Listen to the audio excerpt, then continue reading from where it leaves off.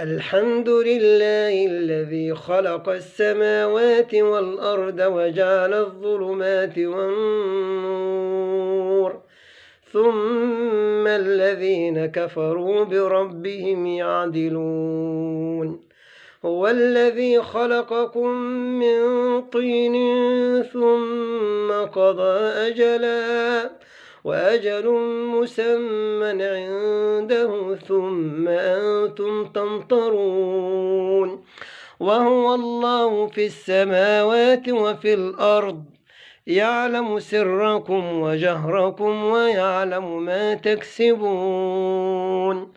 وما تأتيهم من آية من آيات ربهم إلا كانوا عنها معرضين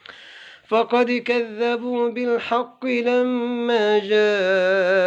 جاءهم فسوف يأتيهم أنباء ما كانوا به يستهزئون ألم يروا كم أهلكنا من قبلهم من قرن مكناهم في الأرض ما لم نمكن لكم وأرسلنا السماء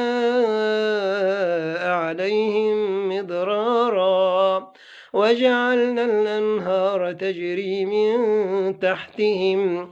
فأهلكناهم بذنوبهم وأنشأنا من بعدهم قرنا آخرين